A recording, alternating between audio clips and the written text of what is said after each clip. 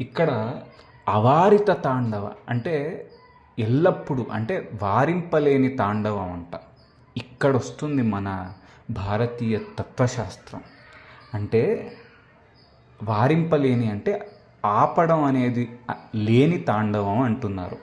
అంటే మొదలు తుది లేని తాండవం, అంటే కాలానికి అతీతమైన తాండవం అనడంలో ఈ నటరాజమూర్తిలో అటామిక్ ఫిజిక్స్ రిలేటెడ్ అయిన కాన్సెప్ట్స్ ఎన్నో ఉన్నాయంటూ విదేశీ మేధావులు ఎన్నో పుస్తకాలు రాశారని మనం వింటూ ఉంటాం.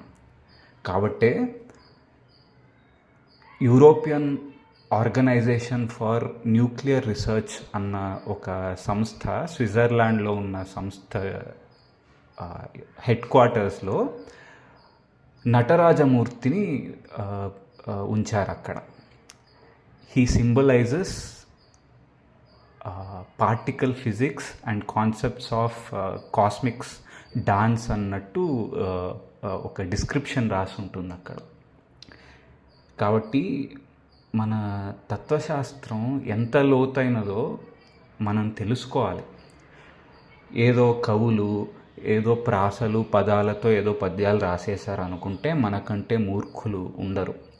వారు ఆ తత్వశాస్త్రంలో ఎంత లోతుగా అధ్యయనం చేసుంటే అవారిత తాండవ కేళికిన్ అని రాస్తారో మనం ఆలోచించి గమనించాలి.